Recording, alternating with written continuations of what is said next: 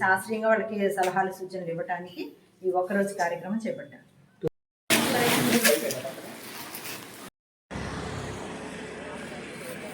Pond running phase పర్ఫెక్ట్గా ఉంది.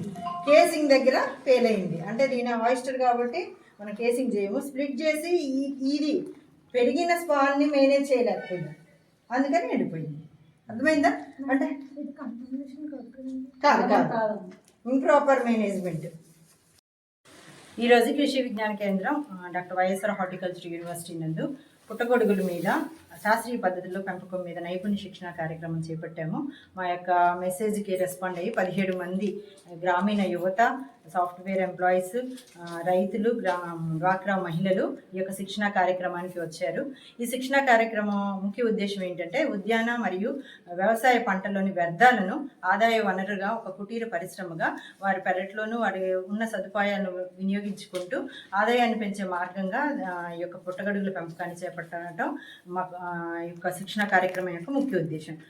దీనిలో ఇప్పుడు వచ్చిన 17 మంది ఉదయం 1:30 వరకు శాస్త్రీయ పద్ధతిలో ఈ యొక్క పుట్టగొడుగులు ఎన్ని రకాలు ఉన్నాయో వాటిని ఏ విధంగా పెంచవచ్చు, మన ప్రాంతంలో అనువైన రకాలు ఏంటి, వాటిని పెంచే పద్ధతుల్లో ప్రధానమైన ఉష్ణోగ్రత, తేమ, కార్బన్ డైఆక్సైడ్ ఏ శాతం ఉండాలి, ఎంత టెంపరేచర్ ఉండాలి, వీటిని పెంచడానికి అనుకూలమైన ప్రదేశాలు ఏంటి, వీటన్నిటి గురించి థియరీలో నేర్చుకుంటారు.